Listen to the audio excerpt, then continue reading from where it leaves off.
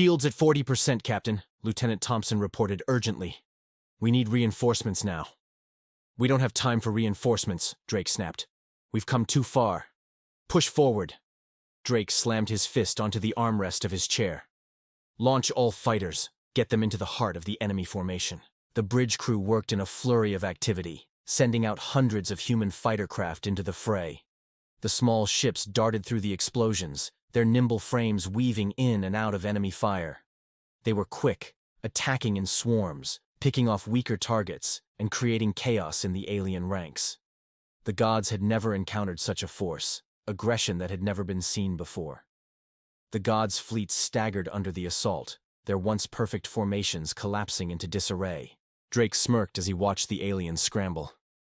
They're starting to break, he muttered, then turned to his crew. Stay sharp. This isn't over. Arathak's eyes narrowed as he watched the human fleet press on. The humans were proving a far greater challenge than anticipated. Activate the graviton cannons, Arathak commanded. Bring them to their knees. A massive cannon, hidden within the heart of the Vordak, hummed to life. The air around the ship seemed to twist as the weapon powered up. With a deafening roar, it fired a beam of pure gravity energy into the heart of the human fleet. The shockwave tore through space, creating a massive rift that sent dozens of human ships spiraling into chaos. The gravity distortion pulled ships out of formation, disorienting their fleet and creating openings for the gods to strike. Drake's eyes widened as he saw the carnage unfold. Pull back! Regroup! But it was too late. The human fleet had suffered a major blow. Ships were disabled, drifting through space in flames, and many had been torn apart by the graviton blast. Drake watched as a ship under his command, the Goliath, was torn apart by the gravity weapon, its massive hull disintegrating under the immense pressure. His heart sank, but his courage didn't falter. He had fought too hard to let it end here. Prepare the counteroffensive, Drake ordered. We're not done yet. The battle raged on, but the tide was shifting. The gods were no longer as certain of their victory. Humanity had proven they could adapt, they could fight back, no matter the odds. And Arathak, the ancient god of war, knew that the true test of power was not in the might of a single strike, but in the endurance of those who dared challenge the gods. The void was alive with destruction, chaos spreading across the galaxy, as humanity's fleets fought desperately against the overwhelming forces of the ancient gods. Captain Jonathan Drake stood at the center of the Peregrine's command deck, staring into the heart of the battle. The enemy was vast, their weapons devastating, yet the humans were far from beaten. He clenched his fists, the sweat on his brow a testament to the weight of his responsibility. Report, Lieutenant. Lieutenant Thompson's voice cut through the static of the battle's backdrop. We're holding on, Captain. The graviton cannon crippled most of our support vessels, but the fighters are still operational. We're regrouping. The Goliath is lost, but we've got a window to strike. Drake's eyes flicked to the tactical display, where the enemy fleet loomed like a gathering storm. His mind raced. The humans had been pushed to their limits, but they weren't backing down. Not yet. Get me the fleet commanders, he ordered. In the heart of the alien flagship Vordak, Arathak seethed with frustration. His fleets had torn through humanity's ships with ease, but there was a gnawing sense that something wasn't right. These humans were too damn persistent. They didn't understand how to quit. They didn't know when to give up. We've been delayed, Arathak, Arathak said, watching the holographic display. The humans' fighters are disrupting our fire lines. They're regrouping faster than we anticipated. Arathak's eyes burned with contempt. It doesn't matter. They will fall, eventually. We will show them who rules the galaxy. His generals, standing silent and tense behind him, waited for further orders. He could feel the weight of their gaze, the expectation of his next command. He had already destroyed half of their fleet, yet the humans fought on. But Arathak had seen this before, struggling civilizations that thought themselves capable of standing against the gods. It always ended the same.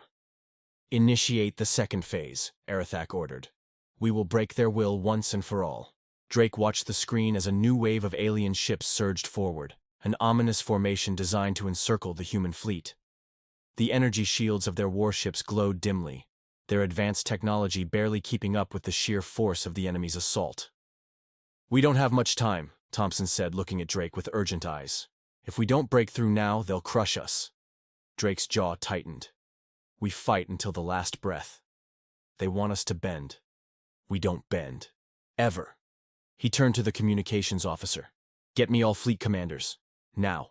Moments later, the screen blinked to life with the faces of the other fleet leaders, Commander Rain, Commander Hall, and Admiral Vance. They all shared the same expression. The war had taken a heavy toll. We're on the verge of collapse. Admiral Vance's voice was low, frustration and anger burning in him. We've lost nearly half of our fleet. What's the plan? Drake's gaze shifted to the enemy ships closing in, their formations tightening like a noose. We fight back. We take their heart. Rain raised an eyebrow, confusion and disbelief mixing on his face. The heart. Drake nodded. The Vordak. We take their flagship. If we destroy it, we break their command. We destroy their will to fight. This ends now. There was a beat of silence, a heavy pause. But then Rain nodded slowly. It's a suicide mission, Captain. But if we don't do it, there's nothing left to fight for. Drake looked into each of their eyes. Then it settled. For Earth, for humanity. We go in, full assault, no retreat. As the fleet prepared for their final push, the alien gods began their own deadly assault. Gravitational weapons charged, the Vordak's cannons preparing to fire on the human fleets again.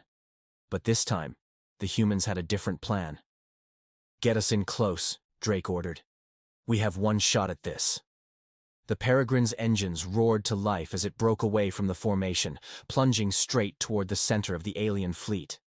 Around it, the rest of the human ships followed, some limping, others still in peak condition, but all locked in a singular goal, the destruction of the Vordak. The alien ships opened fire. But this time the humans were ready. Fighters swarmed in from every direction, weaving through enemy fire, distracting, disorienting the alien defenses. The Peregrine shot through the chaos, darting through a labyrinth of alien warships. Weapons fire lit up the space around them. But the humans pressed on.